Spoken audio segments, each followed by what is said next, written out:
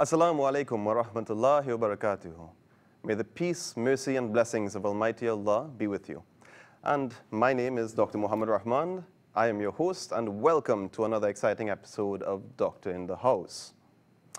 So, it's a pleasure to have you back with us again, and we wanted to really make sure that you all know which TV show you're looking at tonight, so we made sure that the intro was run good and proper. And we're going to go with that straight into our first segment, medical news, where we're going to be discussing some current medical news and trends relevant to us here in Trinidad and Tobago. So we're going to start with gut microorganisms. It's easy to overlook the complexity of life within our bodies, specifically within the gut. For example, did you know that inside each of us, right now, there's about 2 kilograms of microorganisms that live within your gut? That is tens of millions of microorganisms, more than 3 million genes, 150 times more genes than in humans. There are more than 1,000 known species of bacteria that live in the gut. The sum total of these gut microorganisms is referred to as the gut microbiota. The gut microbiota, these microorganisms, you see, about 1/3 of our gut microbiota is common to most people, but about 2/3 of it is specific to each individual, kind of like an identification card or like a fingerprint.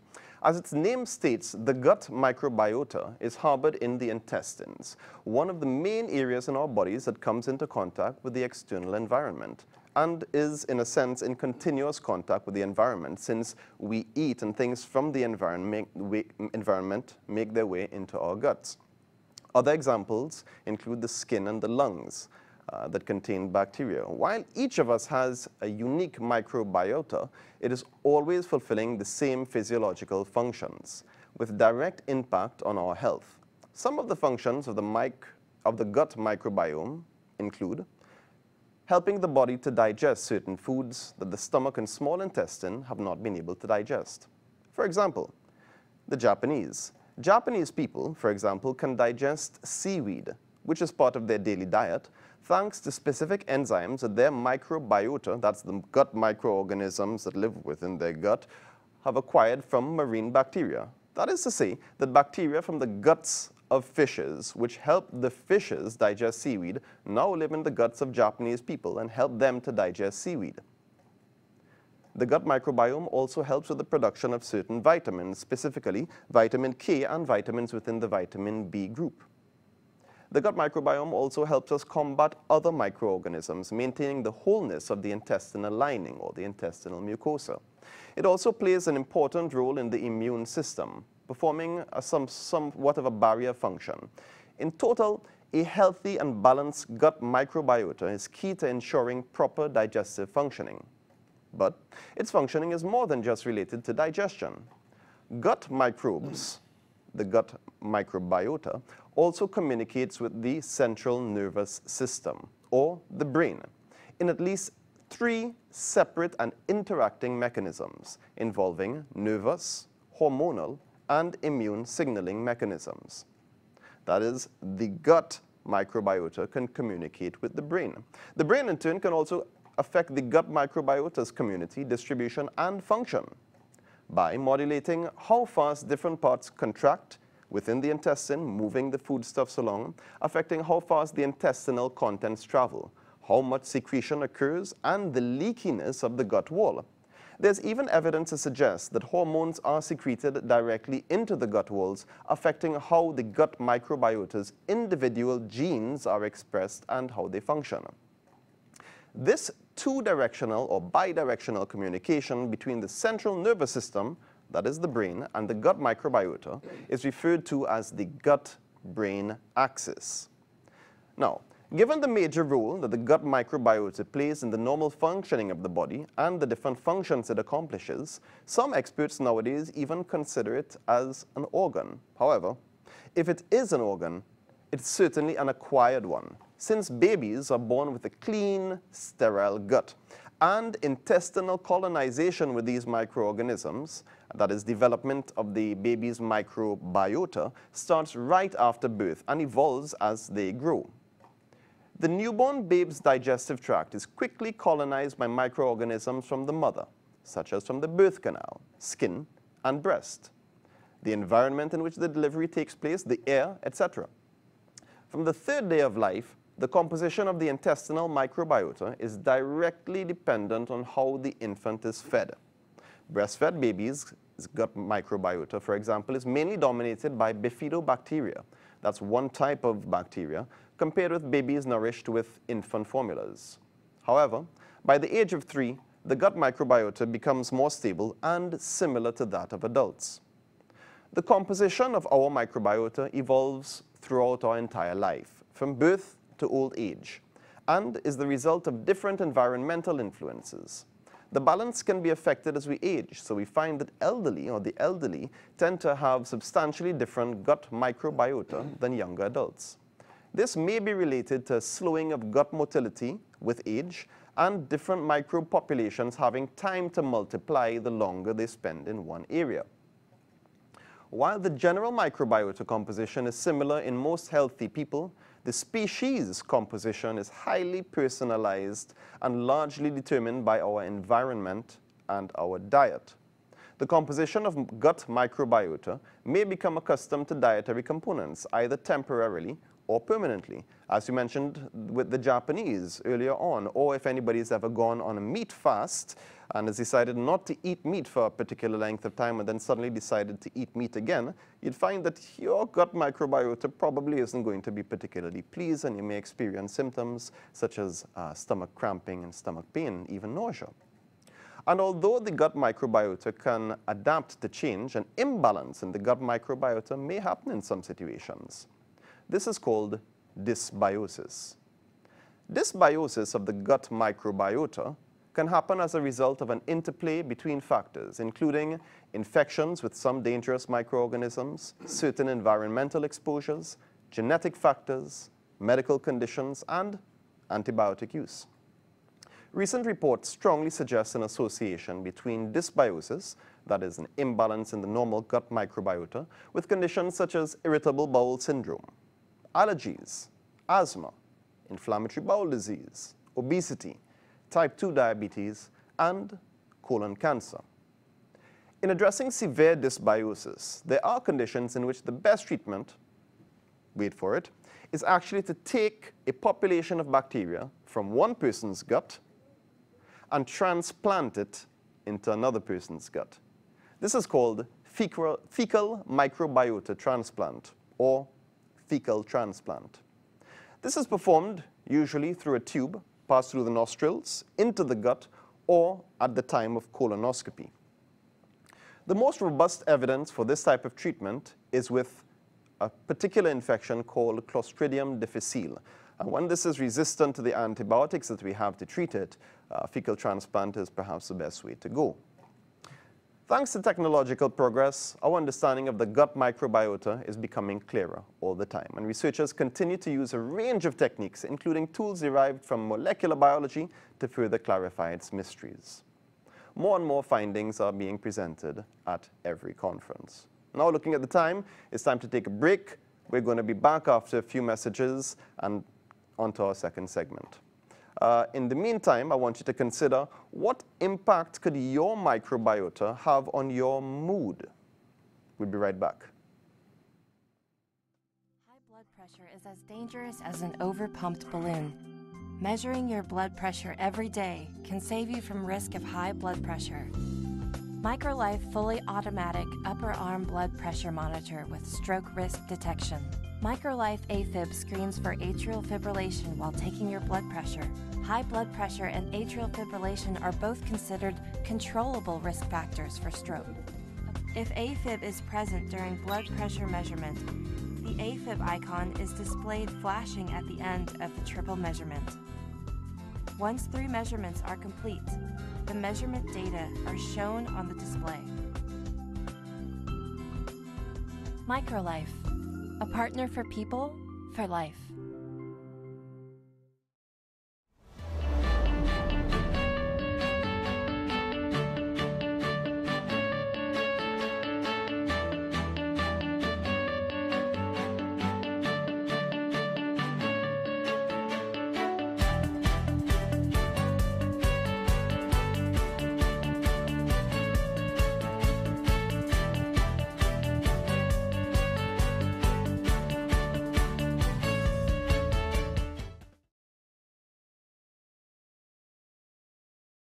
Need medical assistance?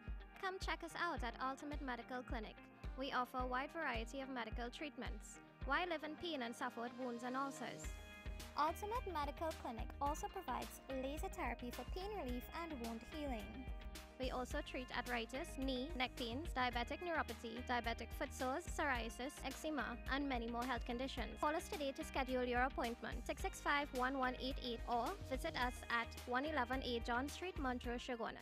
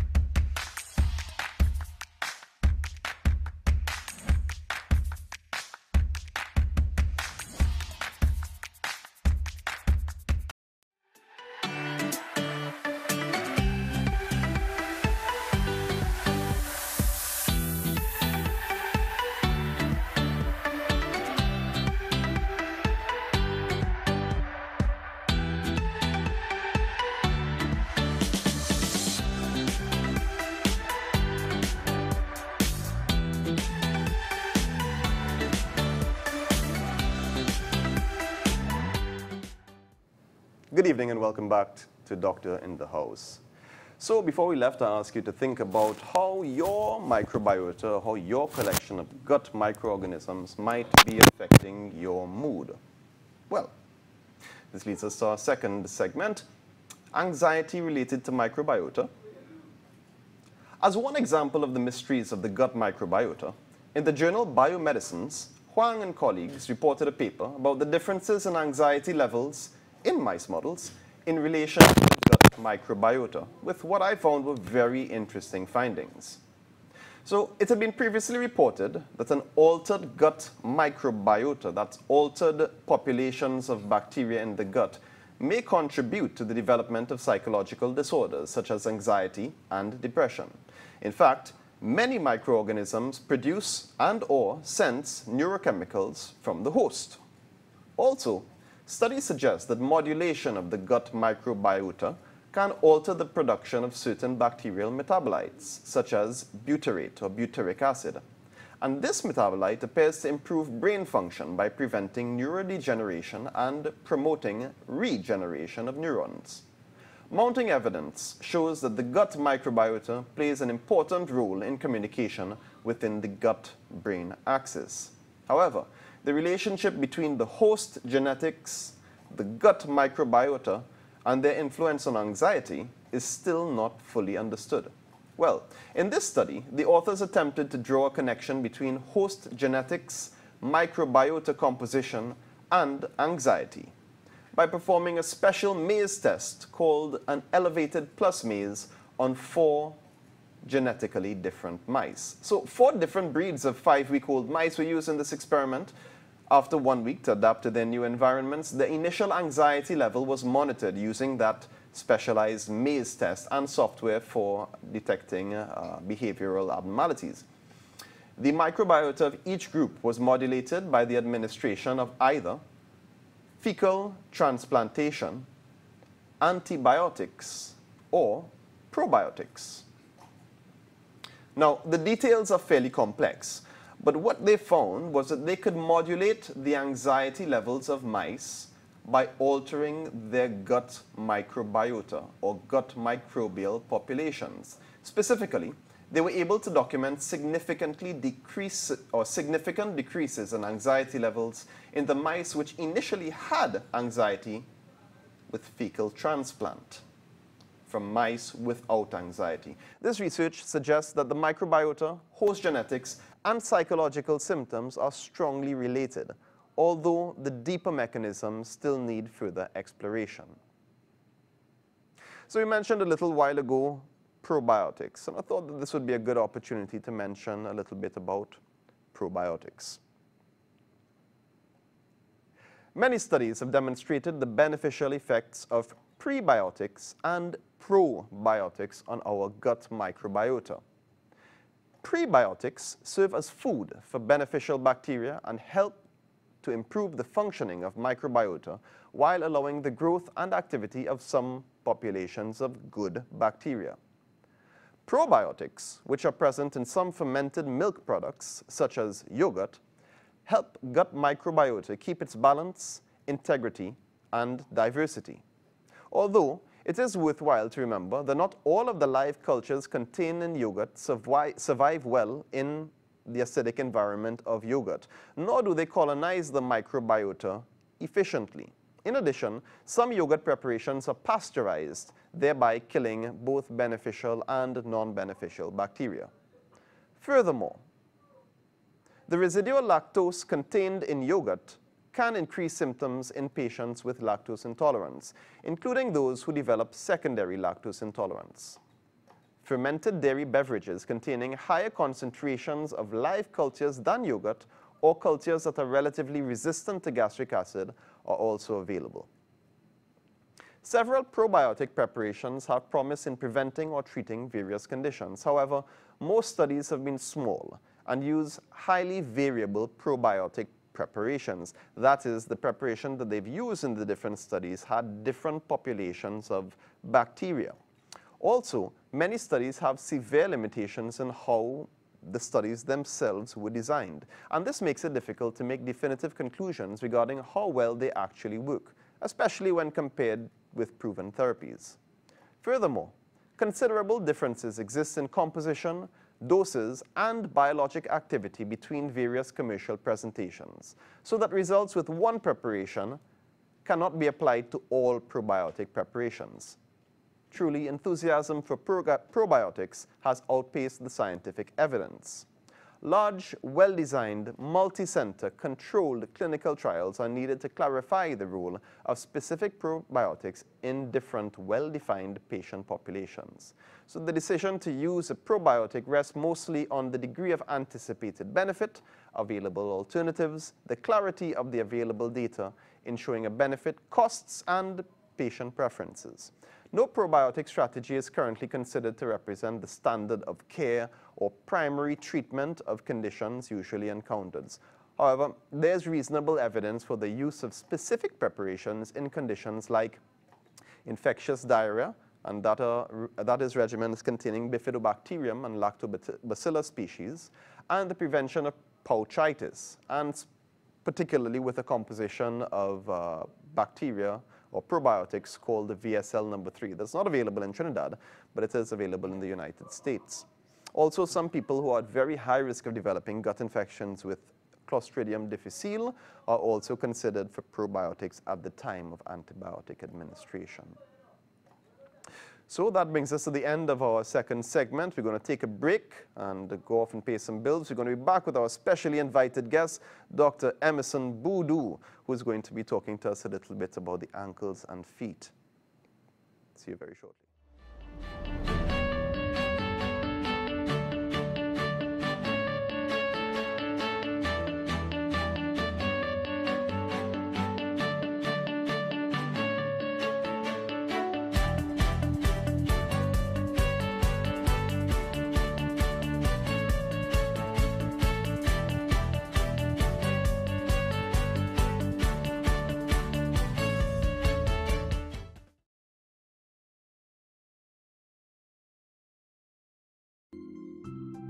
High blood pressure is as dangerous as an overpumped balloon. Measuring your blood pressure every day can save you from risk of high blood pressure. Microlife fully automatic upper arm blood pressure monitor with stroke risk detection.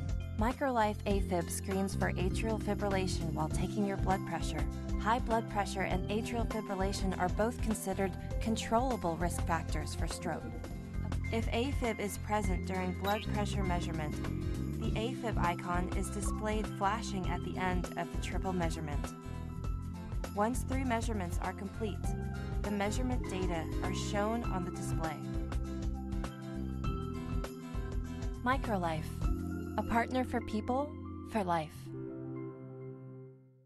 Need medical assistance? Come check us out at Ultimate Medical Clinic. We offer a wide variety of medical treatments. Why live in pain and suffer with wounds and ulcers? Ultimate Medical Clinic also provides laser therapy for pain relief and wound healing. We also treat arthritis, knee, neck pains, diabetic neuropathy, diabetic foot sores, psoriasis, eczema, and many more health conditions. Call us today to schedule your appointment, 665-1188, or visit us at 111A John Street, Montrose, Chaguanas.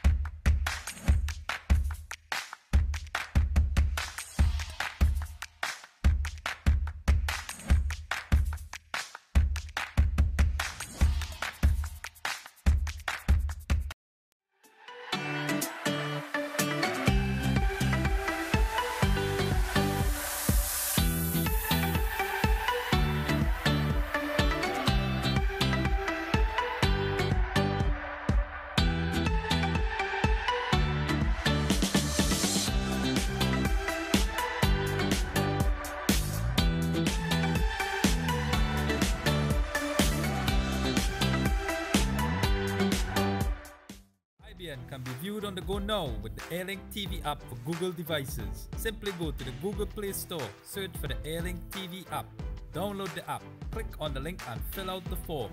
The account activation will be emailed or texted to the user. It's safe as no credit card is needed. The first 30 days are free and you can subscribe and receive a box for your TV to stream the same content.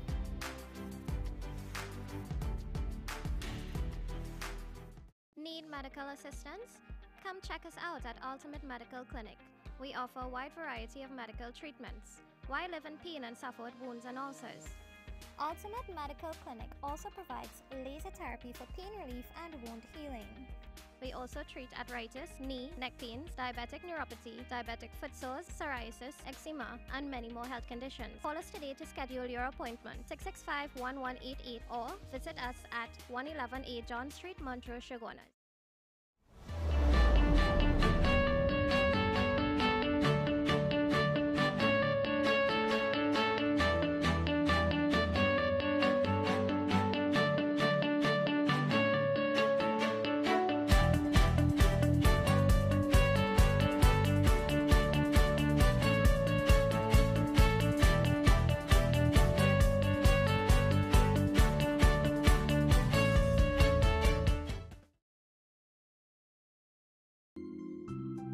High blood pressure is as dangerous as an overpumped balloon.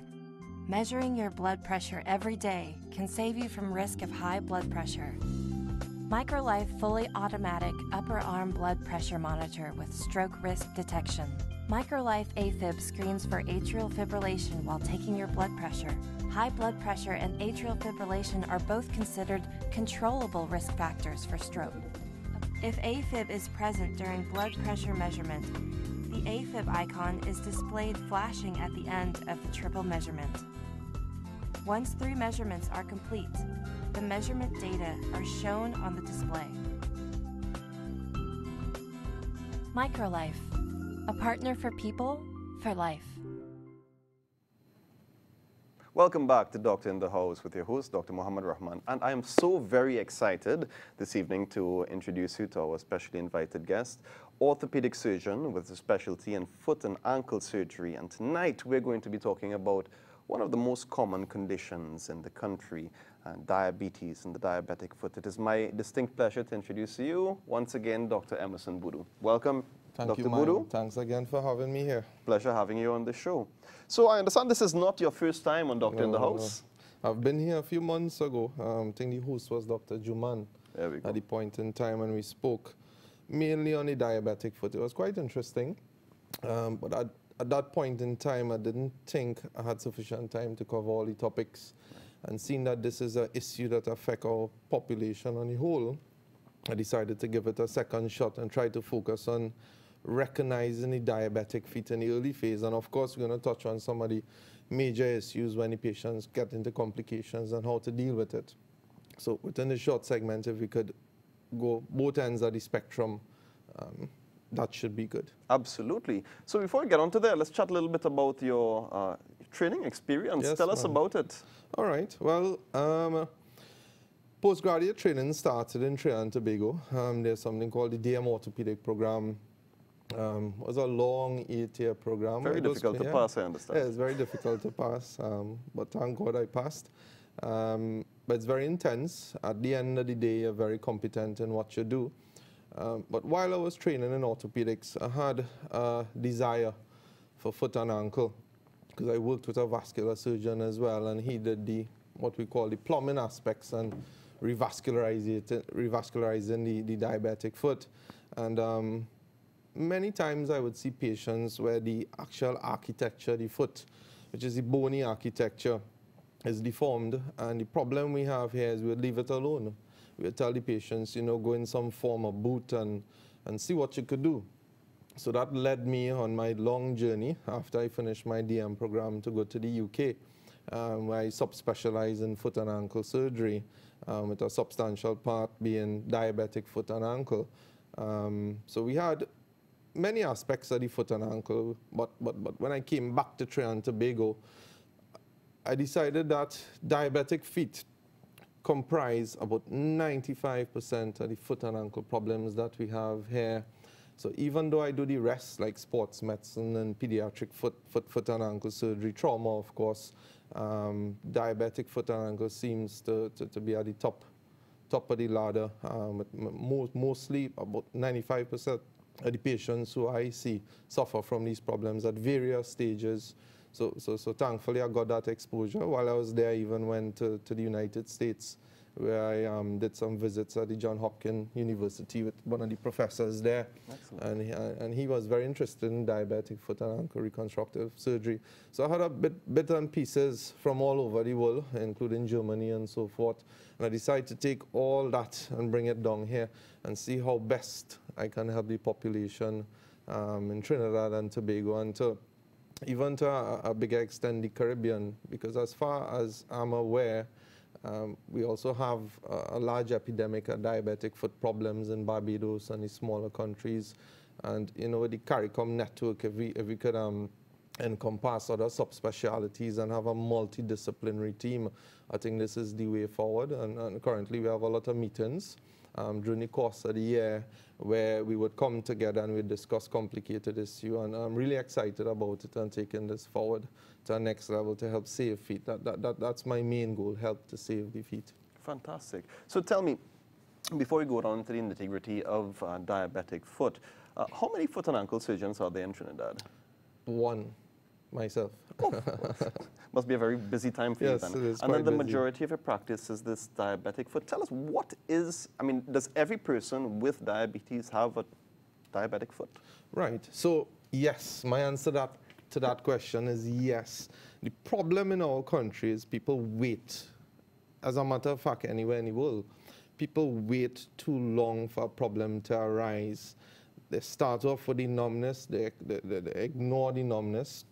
And this numbness is, how would somebody experience that numbness? Right, so think about the foot as a house, where the foundation of the house is the bones, the electricity in the house is the nerves, and the water supply in the house is the blood vessels. Nerves are very sensitive to blood supply, and almost every structure in your body requires blood for it to flourish, especially the nerves. So with diabetes, we all know that you have circulation problem. Every single body in Trinidad would hear that term, circulation problem. The problem with circulation problem is that if the nerves depend on blood flow and oxygen from the blood, and they're deprived of that as a result of the diabetes, then the nerves eventually die, they swell and they die. The problem with that is these nerves responsible for the sensation in your foot, sensation at your fingertip, sensation everywhere. And the smaller the nerve, the more likely they're affected. Hence the reason, as they go distally from the top and further away from your heart, the nerves become small, pretty much like a tree with a trunk and branches and twigs. So the small nerves obviously get affected first, and they would manifest as numbness in the foot. So numbness, we call it junjini, we call it paresthesia, so many different terms. At the end of the day is destruction of the nerves as a result of diabetes. So they might feel like loss of sensation, they can't feel things loss in of their sensation in night. Pins and needles. Yes, they have all these burning? sensations. Yes, of course they have burning. So it manifests in so many different ways. But I promise you, almost every single patient who has diabetes, at least 2 to 3 years, have some evidence of nerve destruction. Whether it's mild, moderate, or severe, they have evidence of nerve destruction.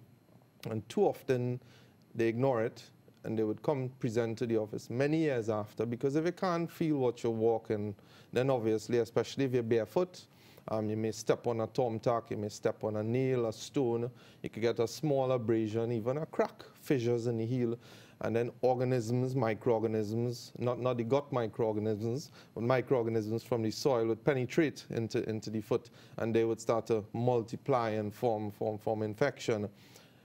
And even then, because they can't feel, these patients would not know if something penetrates their foot. They start to sense something is wrong when they get a smell, when the foot becomes infected as a result of foreign body. And then a few days down the line, the family would notice that the foot's swollen or red, or the patient themselves may get a scent. And by then it's too late. I mean, yes, in certain circumstances, it could save the foot, but why wait to reach that stage? You understand? Why wait to invest all that time, invest that money, and then after a while, you might get reinfected. The patients become depressed. You would know in the presence of infection, your sugar controls go haywire. And one of the main things I want to focus is on the depression of these patients. You know, telling a young man or a young female who's just, 40, 50 years old that you have to lose your foot, but don't worry, we'll put you in a nice prosthesis and fit you on. No one will take that easy. Absolutely no one. And I said this on the program last time, and I'm going to say it again. The worldwide statistics shows that after 5 years, or within that 5 year, after you amputate a person's leg, the mortality rate is high as 50%. Is that a fact? Yeah, 50%. And these patients die because most of them just wheelchair bound, or they're bedridden, or they're depressed. And in Trinidad, the statistics is even higher. There's a recent, not so recent study, but quote figures as much as 70%. So 7 out of 10 people within 5 years will pass away. So even though you're getting rid of the infection and you're fitting them in a nice prosthesis, are we winning at the end, right? And evidently not. We're not winning. So if we could detect this objectively, right, and we'll speak about this later on in the program, if we could find an objective way to assess neuropathy or nerve damage, or circulatory issues or blood flow, so to speak, then at least we could have a baseline, and you could show this to the patients, and you could say, listen, this is where we are, but don't worry. We have a plan. The plan entails diet, it entails exercise, it entails control of diabetes via medication. It entails so many different things, and it's a multidisciplinary team. The vascular surgeon, the dietitian, the podiatrist, the general practitioner, endocrinologist, diabetologist, so many people to mention. But at the end of the day, you have something to work with objectively, rather than you just go by the doctor's office and you say, doctor, I have diabetes. And you know, we just put we hand on their pulse and their feet and feel and say, we're not feeling anything.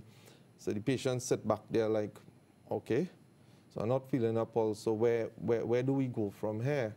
You know, do I need to do anything? And indeed, those are some of the tests that classically in medical school we were trained to do. Yeah. In terms of assessing somebody with diabetes, part of the exam was, you know, assessing for pulses on the feet, checking for the pressure differences in the arms and down below. But there are some things, and again, we're going to talk about this a little bit more later on in the show, that, and maybe you could just give us a brief introduction, some more objective measures of assessing how that nerve damage has occurred. I do want to mention something for the benefit of the persons who may be newly diagnosed diabetics at home. Careful attention to your HbA1c and your blood sugar control can mitigate the risk of developing these complications. So taking control of your disease, making sure to take the medications, seeing a doctor to have blood tests to make sure that your average sugar remains low is going to help decrease the chances that you're going to develop these complications. So what we're talking about now is catching these complications as they occur. I mean, there are some people who, in spite of the best efforts, cannot get or achieve good diabetic control, and others who, for one reason or the other, are not achieving it. And these are the people in whom we want to look at how we could prevent things like amputations of the legs and so forth. So what more objective measures do we have aside from just feeling the pulse and seeing is it strong or checking the difference in pressures? So with respect to the feet, as I said before, the two main aspects that you want to check is the nerves, and you want to check the blood vessels. To check the nerves, we have to understand there are different types of nerves. There are nerves sensible for cold touch, nerves sensitive to sharp touch, to temperature changes, to vibration sense. And one of the most frequent nerve that goes first is actually nerves that are responsible for vibration sensing. And this is the basis of the machine. In many of the offices, you would see a tuning fork. You know that from medical school, where they would vaguely remember the tuning fork, and you would just essentially hit the tuning fork on the palm of your hand, and it would vibrate at a certain frequency, and you would place it on the bony prominences in your foot and ask the patient if they feel. I think that's an excellent measure to start with. The problem with the tuning fork, again, is fixed at a certain hertz. And if the patient can't feel at that vibration, then you stop. But they may not be able to feel at that vibration, but they may be able to feel a bit lower or even a bit higher. So one of the machines that we use is something called a vibrometer. And this machine essentially detects nerve damage very early in the stage of the disease. It gives you a reading, and you record it, and you test it at different parts in the foot, on the plantar aspect of the foot where you walk on, and then you present those values to the patient. And of course, as with every test they have interpretations, and they will tell you, okay, a value of such and such gives you a 7-fold risk of developing ulcers. The question is, what do we do? Again, the patient asks very sensible questions. What do we do? So then we would educate the patient on proper foot care. There's a need for a podiatrist to ensure that they have clipping off their toenails, because a lot of these patients, you know, diabetes is a systemic condition. They have retinopathy, so they can't see, and sometimes when they clip their toenails, they nick the skin. Insoles may be required. Orthotics may be required if these patients missing certain toes, if they have amputation, to conform or accommodate their foot. So this is the importance of doing the test. Something such as a callus on the foot, callosity.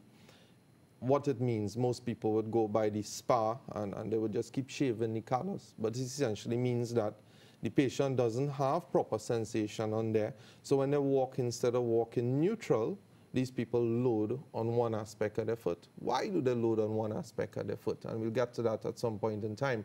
But just to give you a brief synopsis of why these patients load on one aspect of their foot. The foot is designed to load on 3 points. The base of the heel, the bulb of the first toe, and the bulb of the fifth toe. Now, if your sensation goes first on the base of your first toe, then when you walk, you would feel an abnormal sensation there that the patient doesn't really like. So the patient will tend to put the pressure on the fifth toe that could feel normal, and then they would eventually walk. The problem with that is that the foot is not designed to tolerate that type of pressure, because it's designed to be a tripod. So these patients will develop the callus that could crack, could fissure, and could get infected. So this test will take into consideration all of these things, and then we'll be able to refer them to the necessary specialty, the orthotics, to fit them to a proper footwear, to deal with the problem rather than deal with the issue that arises as a result of the problem. Simply shaving the callus makes absolutely no sense. So this is the basis of the nerve test. Now let's get to the circulation test. Many different ways to assess the circulation. Starts from just taking your hand and feeling the pulse on the foot. You have pulses on the top and a pulse on the inside of your foot. And then we go to the more sophisticated equipment where we have the Doppler ultrasound, which we'll get into a short while, where you could just essentially put on the different vessels and you turn up the volume and see if you're hearing a standard sound, all the way to something called PVR, which is pulse volume recording, which is a graph that actually plots the pulse, more or less like an ECG.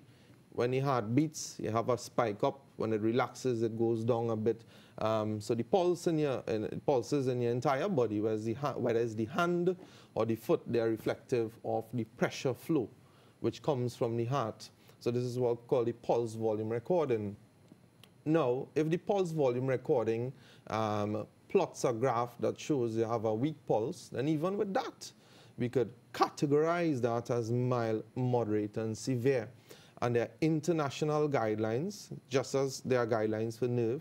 If the patient have mild, then we'll recommend follow-up within 4 months or so forth. If it's severe, follow-up within less than 4 months. And if it's normal, probably follow-up every year. And obviously, you'll give them a sheet to go home with instructions to follow with regards to foot care, with regards to when you should do your kidney function test, when you should do HbA1c levels, and so forth. And this is the basis of the pulse volume recording. And for me, if we know that these two problems affect diabetes, the nerve and the circulation, then obviously you need to do both tests in one. It makes no sense to just go to the doctor and they test your circulation problem, and then you don't know where your nerves are, or they test your nerve problem and you don't know where your circulation test is at. And then we go to more sophisticated investigation in terms of the blood flow. So if your PVR, as we just mentioned, pulse volume recording, is severe, and the patient has symptoms of severe circulation problems, which could range from severe pain in their foot, cramping in their legs, cramping in their buttock area, and in young men, erectile problems, then we may have to refer them to a vascular surgeon, and these vascular surgeons would do the angiograms, where they go in theater and they put up IV access and inject a contrast, and this dye will follow the network of blood vessels to show if there's any blockage and so forth. And these vascular surgeons, they will then decide if you need any surgery to restore the blood flow. But we wouldn't go too much into that, but the goal is to essentially restore blood flow. And with everything, you start basic. If you have circulation problems, again, exercise. What does exercise do? It stimulates blood flow. It stimulates the opening up of the existing vessels. It stimulates the formation of new blood vessels. It stimulates increase in muscle mass, and as muscle mass increases, more blood vessels form as well. So diet as well, and all these sorts of things needs to be taken into consideration. There are drugs as well that you could use to improve your circulation. But again, these have side effects. You have to consult with your doctor who you're seeing. And based on these tests, when we categorize your risk stratifier, they would then suggest if exercise is not working and diet and medication is not working in combination, then we may need to add, not to jump.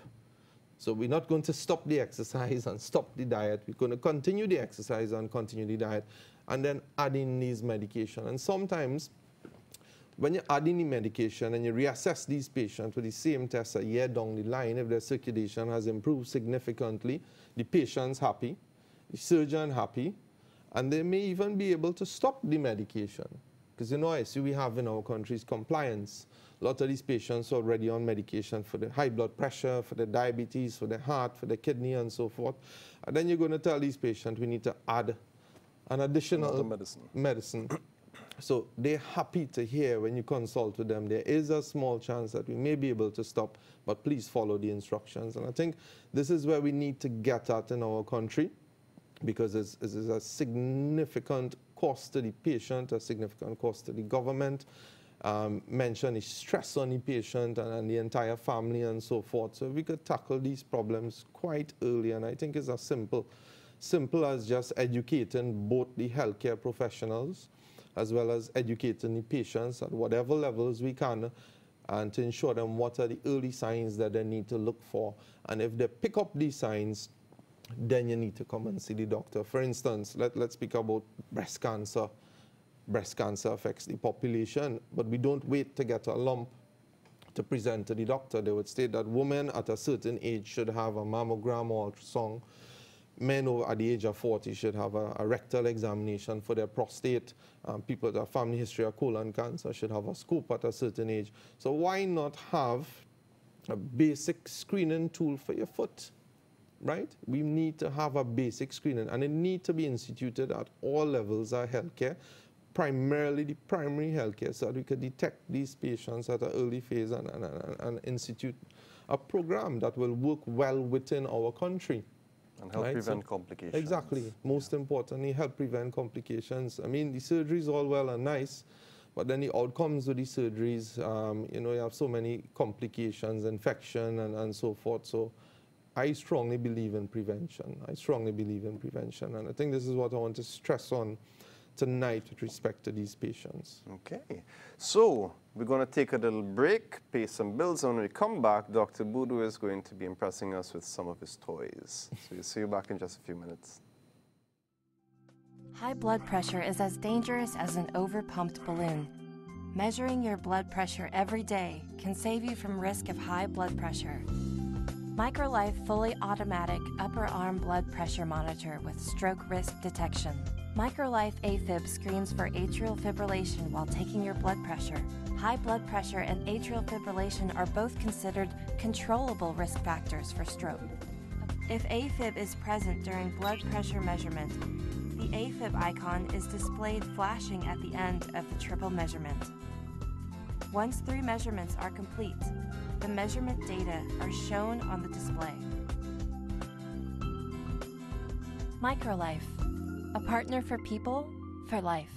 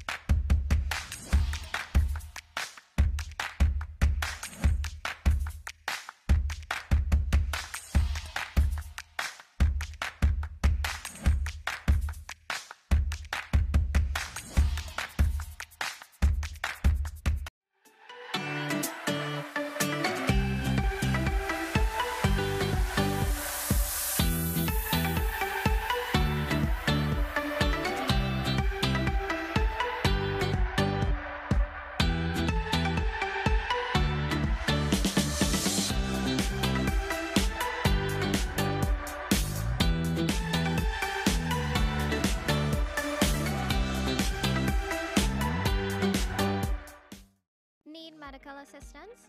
Come check us out at Ultimate Medical Clinic. We offer a wide variety of medical treatments. Why live in pain and suffer with wounds and ulcers? Ultimate Medical Clinic also provides laser therapy for pain relief and wound healing.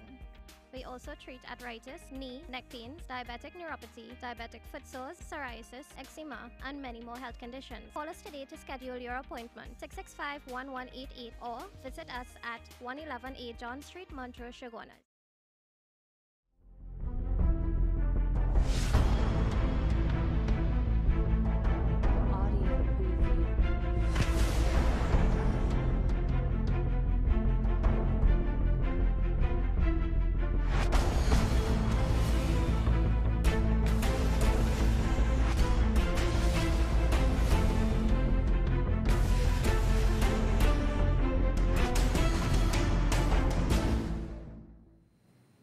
And welcome back to Doctor in the House. I'm your host, Dr. Muhammad Rahman, here with my guest, Dr. Emerson Budhoo, foot and ankle surgeon, here talking to us tonight about the diabetic foot and complications of the diabetic foot and prevention of complications of the diabetic foot. Dr. Budhoo. Yes. So tell me, how am I going to recognize, or how am I going to recognize this diabetic foot or these complications? What do they look like? Right. So what I want to focus, we actually have some slides. I mean, there's the obvious that doesn't make sense for me to speak about, which is the ulcers or the infected foot, the gangrene foot, pus. Green, it's pretty hard not to recognize that. So I want to focus on the subtle diabetic feet that people just bypass, and then they run into so many complications as a result of not recognizing it. So if you put up the first slide, great. So essentially, when you look at this diagram, you would see that one foot is slightly larger than the other. And in my last program, you all would hear me speaking about the Charcot's or the diabetic foot. And in the early phases, the patients would present with a swollen foot. And what essentially is a Charcot's foot? A Charcot's foot is an exaggeration of a fracture. Remember we stated before the patients cannot feel. So when they walk in one position each time they step on the ground. Their foot do not alter as it's supposed to. And they develop fractures, microfractures in his foot, and the foot becomes swollen. So any patient who's diabetic who presents to your office should have an X-ray. Of course, there are other causes of a swollen feet. If you look at this other slide here, you'd see this patient has a flat foot. This is an X-ray in which patients could present with the diabetes. He has absolutely no arch.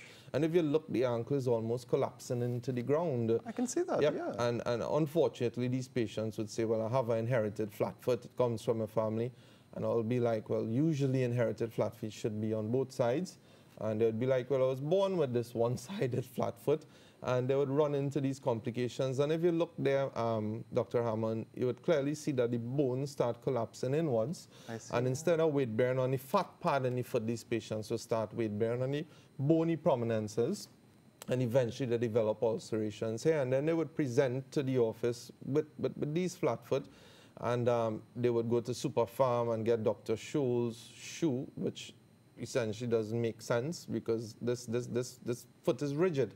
And the bony prominences would just rub on the gel foam and rub and essentially wear it off. And then if you look at the insole of these patients' shoes, you would see impressions and indentations where the foot is eroding. And eventually when they walk on the ground, they develop ulcers and infections. So does a shoe inspection, is there a shoe inspection in part of your... Of course. The minute they step into the office, while I'm speaking to them, I would just take the shoes and start to look inside. I mean, sometimes they think I'm crazy. So recently I started to say, I need to look inside your shoe, not for the brand or the size of your foot, but I need to look for certain aspects of the holes and so forth. If we go to the next slide, this is what I was speaking about, the calluses or corns, as you would call it. And, you know, we love to go to the pharmacy and get the corn cap. But the problem here, clearly, if you look at the second toe next to the big toe, you could see it pointing downwards. So a lot of these patients develop hammer toes, hammering on the toes. Yeah, that's not the normal orientation of the toe, is it? It's not. So instead of walking on the pulp of the toes, you walk on the tip of the toe and they develop ulcers. So you could shave that from now to the next 20 years. It's going to keep coming back. Why? Because the anatomy itself is altered. The anatomy itself is distorted. So inspection is very important. And if you don't deal with the deformity that the patient have, then the problem will never be resolved. Of course, sometimes these patients have significant circulatory problems. So whilst you may want to straighten the toe and tweak the toe with surgery, you may compromise the blood flow and they could lose their toes. So in certain cases, they may have to get a design, a custom-made shoe that will accommodate that defect so that when they walk, they're not putting pressure on the tips of the toes and so forth. And to the next slide, right, and this is what we spoke about, peripheral neuropathy or nerve damage. I've had patients present to the office with thumbtacks, yes, actually embedded in the sole of their feet. Patients with small pins and foreign bodies embedded in their foot. Sometimes when they present with an abscess and you incise and drain the abscess, you would see stones, you would see foreign bodies and so forth. So always inspect your feet every single day, every single time when you go to bed. If you have issues seeing, ask your young ones or your family who live with you, spend 30 seconds and just take a look between my toes to see if there are signs of fungal infections. Look under the foot to see if there are any scrapes, any fissures, any thumbtacks stuck under the foot and so forth. And this would save your foot, believe it or not. Because even if you're diabetic and we pick this up early, we could start you on antibiotics and so forth. And the next slide, what we could focus now is the nerve testing. So this is the basis of the nerve testing, but unfortunately, Dr. Rahman hasn't allowed me to use his foot, so we'll use his hand. That's right. And this is a machine here, as we spoke about. When we discuss a nerve injury, as I said, one of the nerves to go bad is the nerve responsible for vibration, which is the moving within a certain frequency. And this machine is an objective measure checking your vibration. And if you were to go to the next slide, you'd see a nice diagram under the sole of the foot with some circles. So you could skip to the next slide. And essentially that diagram there, after this one, yes, so this diagram shows 6 points on the base of the foot, so we'll use his hand to demonstrate. Right, so we'll use his hand to demonstrate, and essentially you turn up the voltage on the machine, and you place it on certain aspects of the foot, as indicated by those 6 points. And you'll ask the patient, tell me when you feel a vibration. Quite often the patient will just feel the act of the machine on their hand, which is not what we testing. We testing the vibration. And when the test say yes, apparently Mayo has some diabetic problems. Some neuropathy. All right. So he's feeling there now, and you would record that voltage that you get on his foot, and you would go to the different points, and based on the value that you get, you'd be able to stratify these patients and say, listen, your value is 20-something, you are 7 times risk of, 7 times full risk of developing ulcers, you need to do X, Y, and Z. And this is a simple, effective, objective measure of checking the nerve injury in these patients' feet. And depending on how bad it is, you will tell them when next they need to do our next checkup. And the other aspect, so that is the electricity in the house that we spoke about, the nerves. A lot of people will be familiar to this when you go to a GP office, is the ultrasound machine. And again, we'll just use some lubricating gel here and pretend this is Dr. Rahman's foot. And we'd place it on the main arteries that supply the foot with blood. And essentially what we want to check is the waveform and the pressure in these blood vessels. So you would turn the machine up. I'm not sure if you're all hearing. I'll put my mic as close as possible to the machine. And you should be able to hear a nice bounding pulse. Great. And then this machine, if you go to the next slide, it will translate not just the sound that the arteries make, but also the waveform. And if you look, you'll see some nice fancy writing that we'll explain to you. You'll see triphasic and so forth, which essentially is a normal waveform. And then if you go to the bottom, you'll see it goes all the way from triphasic to biphasic to monophasic. And as we go down, you'll see that the waveform, the peaks in the waveform actually gets less and less. And it almost goes flatline in patients who have severe circulation problems. So this gives you an objective measure. So wherever GP you go to, or whichever doctor you decide to go to, I think that all patients should have this test done on them. And then whichever doctor you see, they would recommend, based on your waveforms for the circulation, based on your testing for your nerves, they would let you know what needs to be done. Obviously, advice is the most important. It makes no sense doing all these fancy tests and they give you a sheet of paper, print out, and say, well, come back next year, we'll see if it gets better. So at least now the patients sit down and they say, this is where I am at. It's probably bad, but if I do X, Y, and Z, then I have something to look forward to in the next year or the next 6 months or so forth.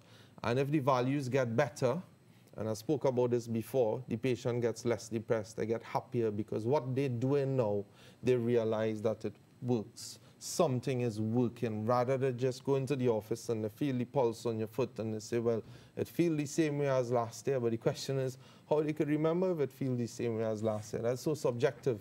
You know, so we need to go into we're in this era of technology now where we have all these nice tools and for the benefit of the patients. So I strongly believe in tackling the problem at an early phase rather than wait for these patients to develop the complications. Excellent. All right, and we just got about half an hour to go again. We're going to take a break, and when we're back, we're going to be taking your phone calls. So don't go away, stay tuned, and get those questions ready. High blood pressure is as dangerous as an overpumped balloon. Measuring your blood pressure every day can save you from risk of high blood pressure. Microlife fully automatic upper arm blood pressure monitor with stroke risk detection. Microlife AFib screens for atrial fibrillation while taking your blood pressure. High blood pressure and atrial fibrillation are both considered controllable risk factors for stroke. If AFib is present during blood pressure measurement, the AFib icon is displayed flashing at the end of the triple measurement. Once 3 measurements are complete, the measurement data are shown on the display. Microlife, a partner for people, for life.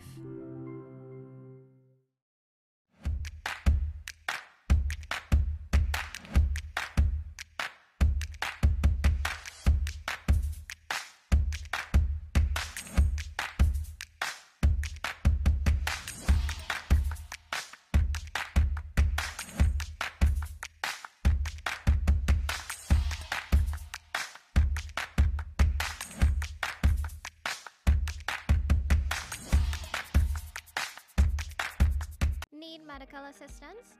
Come check us out at Ultimate Medical Clinic.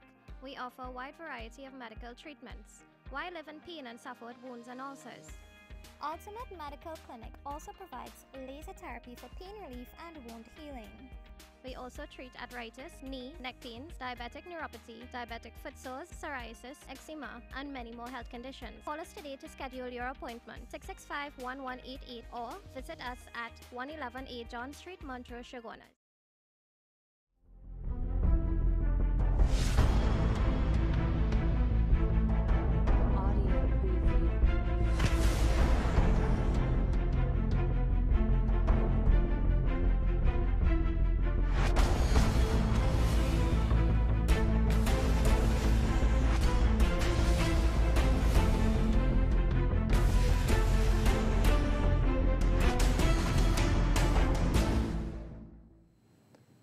And welcome back to Doctor in the House. And this is the segment I know a lot of you really look forward to.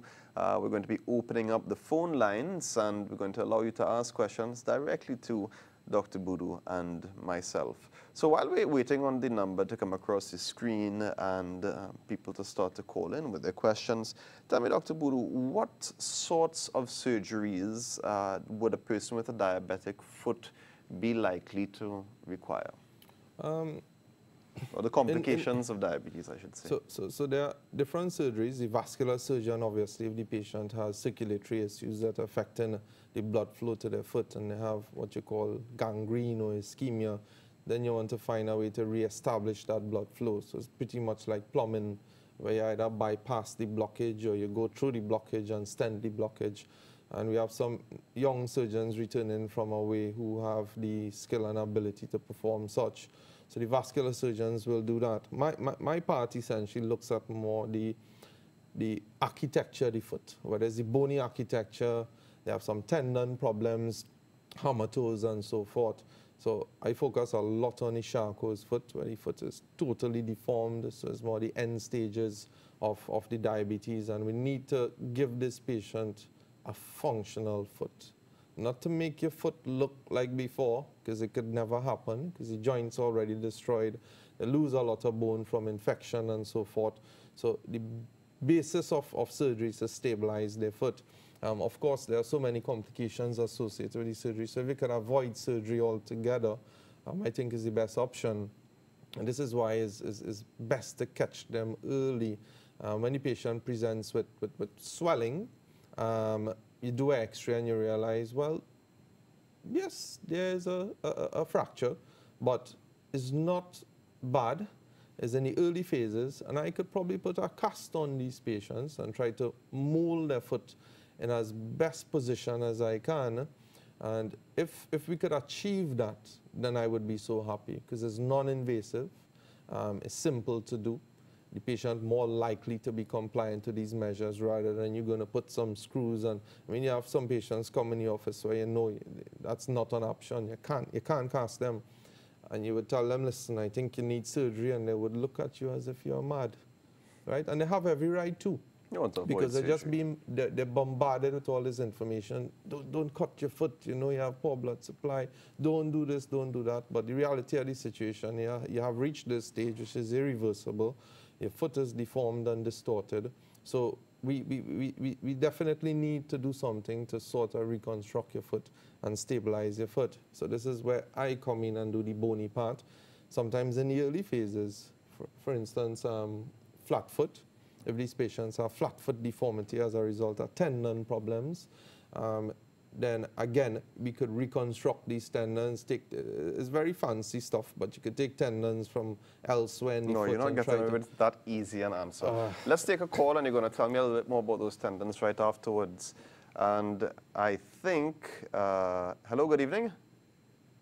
I think we might have just lost that caller. So tell me, Dr. Budhoo, tell me more about that tendon surgery. What sort of tendon surgeries are they going to be looking at? The diagram that I showed you before, the flat foot, that you were a bit eager. Yes, without the arch. Yeah, loss of the arch. One of the early tendons that go there is a tendon that passes just behind the ankle. The name of that tendon is the posterior tibial tendon. Okay, hold on. We've got another call, so you're going to come back to the posterior tibial tendon very shortly. Hello, good evening, and welcome to Doctor in the House. Yes, sir. Good evening. I'm looking at the program, and I would like to ask the doctor, Dr. Budhoo, I am 71 years old. I am diabetic, and I get these burning in my feet, especially around the toes, under the toes. Is there anything I can do? I do a lot of exercises, foot exercises and so on. It's helping a little bit, but I think I need a little more professional advice. Right. Thank you so much for your call, caller. Thanks for that call. Well, very interesting question and totally related to what we spoke about. So burning is a sign of nerve injuries, one of the ways that nerve injuries could manifest. But you need to know where your nerve injury is at. So again, you need to do some form of objective study. You could use whatever machine, whichever office you go to, and make sure that they give you a diagram with actual value. Now, once you get that value, they'll institute a plan, which again, the plan is pretty much standard. Control of your diabetes, exercise, but let's focus on the exercise because you mentioned exercise, which is quite interesting. Most times people, when they exercise, the minute they feel tired, they stop. You need to push yourself every day a couple of minutes beyond that fatigue point. What that does is that it stresses your body into the pumping more blood to your foot. So the heart works harder. And by pumping more blood to your foot, it stimulates the formation of more blood vessels, which nourishes the nerves. And this is what will help with your neuropathy. Sometimes in the night, when you go to sleep and the place is cold, whether you have an air conditioner or a fan home, and the blood vessels constrict because the place is cold, like when you go to the beach, your toes quiver up. It damages the nerves even further. So a simple measure like wearing a sock in the night and keeping your foot warm helps to prevent the constriction of the blood vessels for the entire period that you sleep. So the management is both managing your feet of the day, which is diet, exercise, control of your diabetes, as well as managing your feet in the night, which is keeping them warm. And once you implement these measures, you repeat whatever test that the doctor does at some point in time, and then you compare both readings, and at least you know you're on the right path. Now, if it shows that things not happening, is either you're not doing everything that you should, or maybe the diabetes is at a late stage where it's difficult to really recover some of the nerves that are becoming damaged, or the combination of both. So it's very important for you to know where you're heading at, and you're on the right path where you're doing exercise and so forth. I mean, I'm at my age, the most exercise I do is when I take the food from the plate and put it in the mouth. At your age, Dr. Budhoo, come now.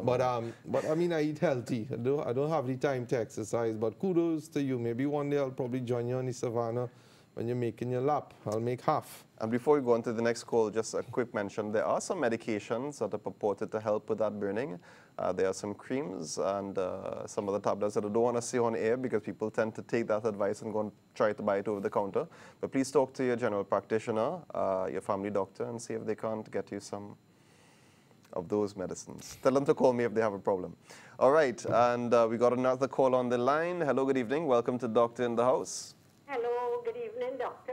Hello. Very good in the program. Now, I have been a diabetic for about 12 years, very controlled, with an HbA1c of 5.8 most of the time.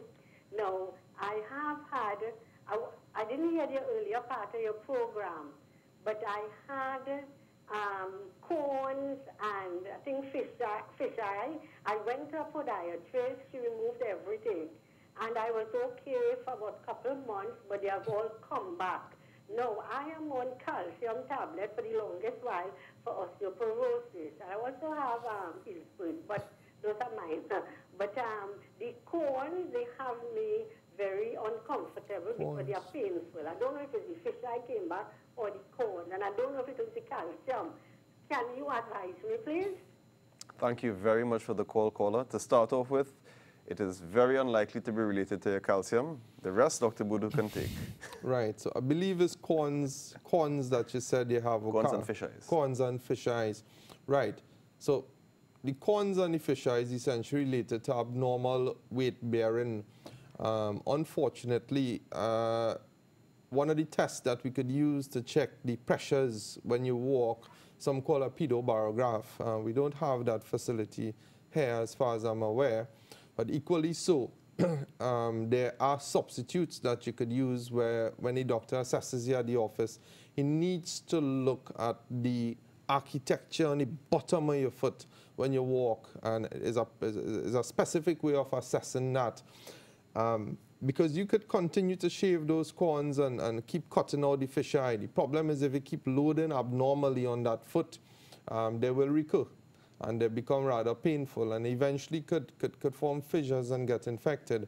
So you definitely need a proper assessment of the architecture of your foot when you simulate weight bearing. And of course, the insoles that you might need to wear may have to be custom designed to suit your feet. Even with those insoles, I have to be quite honest with you, it's difficult to eradicate the corns and the fish eyes because they're quite deep and they're quite chronic, so they're there for a long while. And for you to completely eradicate these after you excise them surgically, which is the best way to get rid of them, you need to be off your feet. You need to be off your feet for an extended period of time until they heal.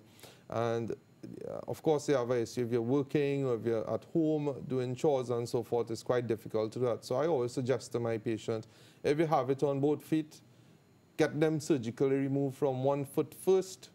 Use a pair of crutches or a walker to keep your foot fully off the ground, 100% off the ground for that duration of time. And when they fully heal, you moisturize the feet. There are creams that you could use, diabetic foot creams available.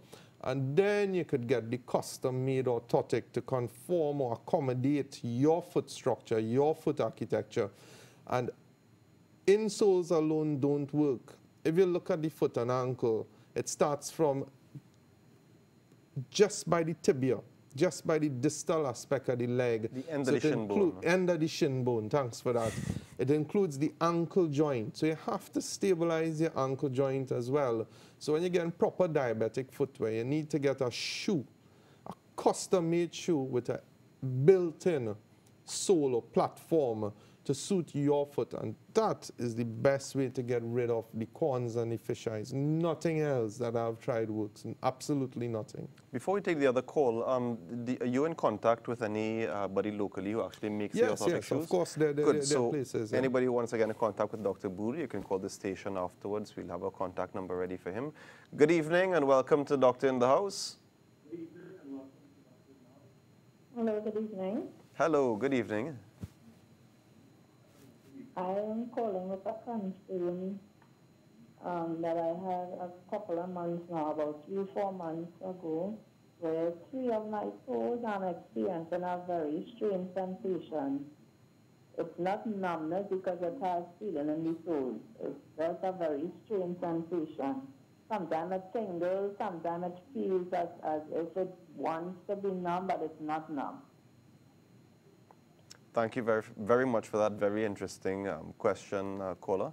So remember earlier when I was asking you, what does this feel like? So I'm glad you mentioned the feeling that you have, which is I think you say a strange feeling. Sometimes it feels a bit numb as compared to the previous caller who said that he gets a burning sensation. So peripheral neuropathy, in layman's term, nerve damage, could manifest in many different ways. It can manifest as numbness, a strange feeling, burning, pins and needles, like sand on it. It's a wide spectrum in which it could manifest. But it definitely means something wrong, especially if it occurs for a long period of time. If it occurs for one day and then for the rest of the month or the rest of your life, you're normal, fine, by all means. But if you're diabetic and you have any, as a matter of fact, let me rephrase that. If you're diabetic, you need to get your foot assessed. It's part of the protocol assessment. So in your situation, definitely I could guarantee you that something is wrong with your foot and you need to get some form of testing with respect to your foot to see where you are at and what could be done most importantly, right? And again, I want to reiterate, it goes back again to proper footwear, diet, exercise, medication, and all these sorts of stuff. I don't want to sound like a broken record because I'll be saying the same thing over and over, but you could easily go on the internet and get a holistic approach to how to manage diabetes because it is a systemic condition. It affects from the brain straight down to the tips of your toes. So you need to assess all these organs, all these body systems, and they would have the frequency assessment based on where you are at, from your heart to your kidneys to your eyes to your foot. Every single aspect is supposed to be assessed because if you ignore it, things do not get better. Even if the HbA1c is well controlled, the disease process itself, diabetes by itself, causes destruction of blood vessels. And blood vessels supply every single part of the body. So every single part of the body is at risk. So you need to measure it. You need to objectively assess yourself. And I think this is one of the take-home points for me in patients who have diabetes. And there's all, you know, we have this metabolic syndrome X that we speak about.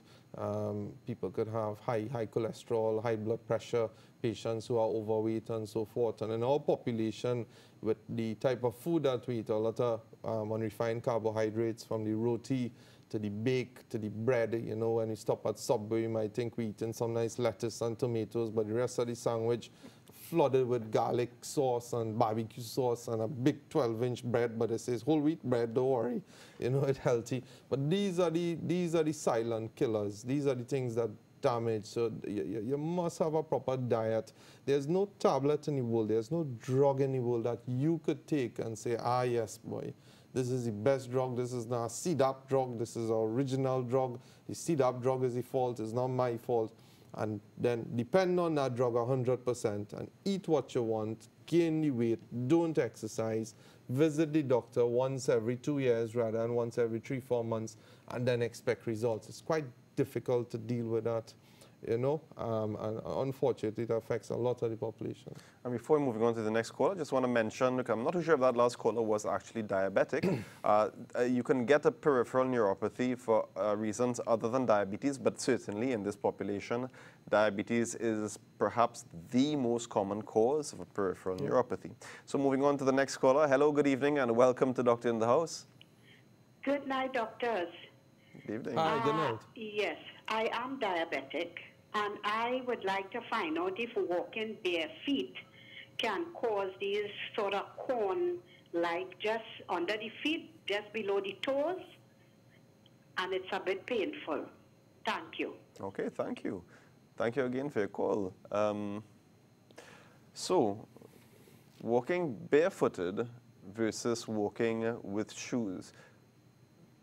I think you struck me straight in my heart with that one walking bare feet. I do not think that any patient who's diabetic should ever, for 1 second of their life, walk barefooted. If you cannot feel, and we do not know if we cannot feel, it's quite difficult to subjectively assess, especially in patients who are diabetic, if they're walking on uneven surfaces, if they're walking on a nail or a thumbtack. So do not take the chance. Remember, as I say, part of the management of the diabetic foot, as a matter of fact, 95% of the management of diabetic foot starts from home. You get up in the morning, as soon as you look over the bed, slip your foot on in your comfortable footwear. Go and you do what you have to do. When you shower, you make sure you're dry between your toes. When you retire to bed in the night, make sure and have your young ones, or if you could see properly, inspect your foot. Walking barefooted will aggravate every single symptom you have. As a matter of fact, it will cause more corns to form in different areas on the sole of your foot. So don't ever walk barefooted. It's very dangerous. And aside from developing corns and calluses, you could get infections, you could step on something that you shouldn't. You could fracture your foot. because there's a big association between osteoporosis. You know, we speak about osteoporosis as they get older, but there's a big association between osteoporosis and that brittleness of the softness bones. of the bone. So a lot of diabetic patients, especially in the foot, they develop early onset osteoporosis, so the density of the bone actually decreases at an early age and it becomes soft, and this is one of the reasons why these bones tend to fracture. So you need to protect your foot from every single thing. You need to protect your bones, your tendons, your ligaments, your blood vessels, your nerves, and so forth. And simple footwear, comfortable footwear is the way to go. Do slippers, flip-flops count? Right. Interesting that you mentioned that. Yes, if you want to wear the slipper, you can. The problem with the slipper is that most of the slippers designed to slip between, if the flip-flops is speaking about, between the first toe and the second toe. And that's abrasive effect, because with these diabetics, they don't feel properly. And when we walk, we subconsciously lock our big toe and our second toe into the center, the flip-flop, to keep it. Right. Because they don't feel, they don't do that. And the slipper go in and out, back and forth. And that abrasive action of the center post of the slipper could actually cause bit of maceration in the soft tissues there, and it could generate fungal infections and fissures. So if you could get some to span from side to side, or even an enclosed footwear. Probably enclosed footwear might be better. Stones getting in. And exactly. So if you're inside and you want to, you know, give your foot a breather, and you're walking for short distances, by all means, you could use the flip-flop. But if you decide to go for long walks, you're going to the mall or so forth, you need to have some, especially in the garden or outside, you need to have enclosed footwear, and you need to inspect your foot as soon as you step in the house. Okay, so there we have an endorsement for home wearing of slippers and closed shoes on the outside. And we're going to move on to what may be our final caller now. Hello, good evening, and welcome to Doctor in the House. Good night. Good night. Hi, good night. Okay. I just have two questions. Sure. The first one is that how do you go about treating a callus on a diabetic feet? And how long after you do surgery for cataracts, and you know some people has developed the thickening of the lens, how long can you take in order to get the laser done? Like how much years? Could you repeat the second question? I'm not too sure if you got the second question. Okay. The patient have done a cataract surgery, right? Cataract. Oh, cataract. And it's about 4 years. And they have the thickening of the lens. Thickening of the lens. Okay. Yes. You know, some patients develop a thickening to the somewhere in the back of the lens, somewhere there. And they say they have to use a laser or something in order to clear it out.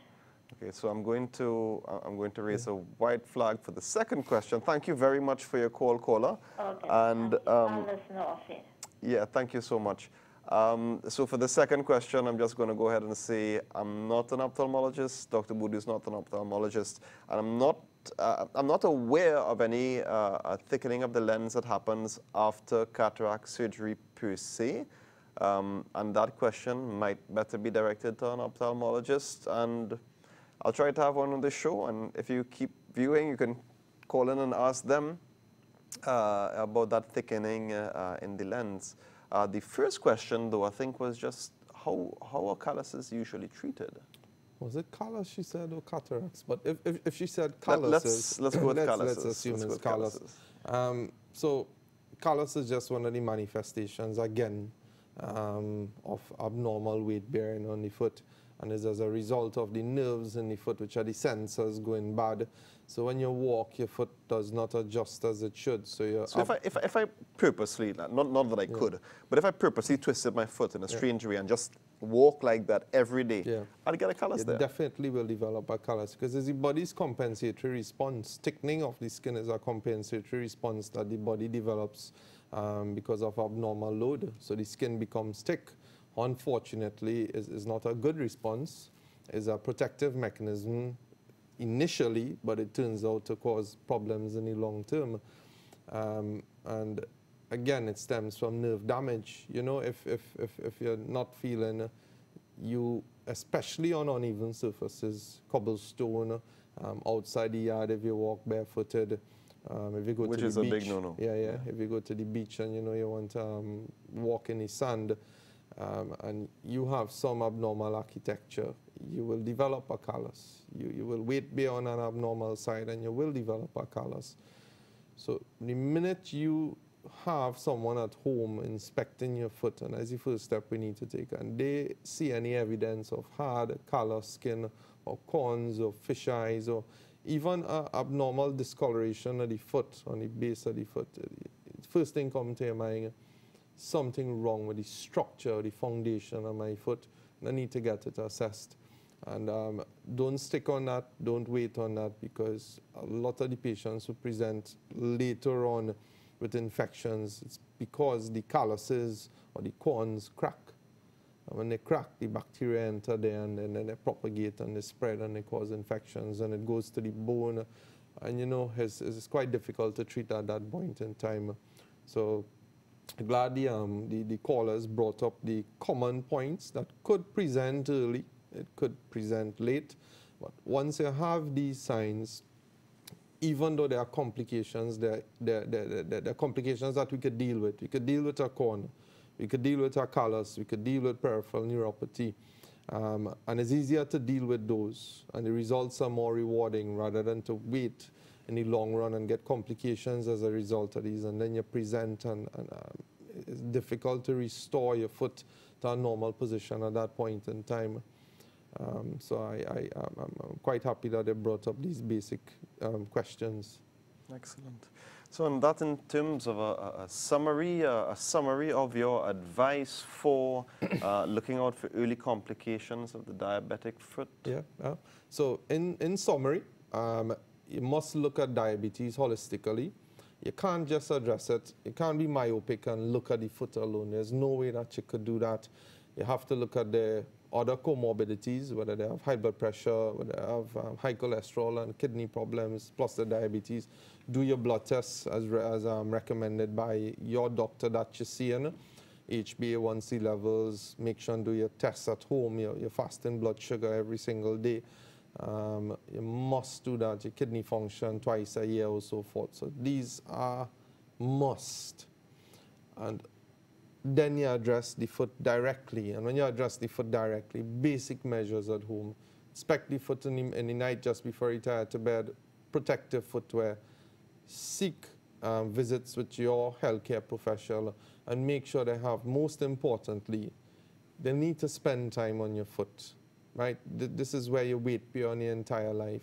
It's not a simple measure, just, okay, take out your socks, put 2 fingers on the pulse, a feeling, a not feeling, and go. It must be an objective measure where they could identify a problem, institute a protocol, and reassess to see if you improve or if things get worse, so they could rearrange their plan for you so that you'll go in the proper direction. And that is how I think that we should approach every single patient, not just with the diabetic foot, but every single patient who have diabetes on the whole, right? And that is my take-home message for today. Very simple. Beautiful, and thank you very much, Dr. Budhoo. And that just about wraps it up for us here on Doctors in the House. Thank you very much for staying with us throughout this entire episode. I hope that you've learned something new.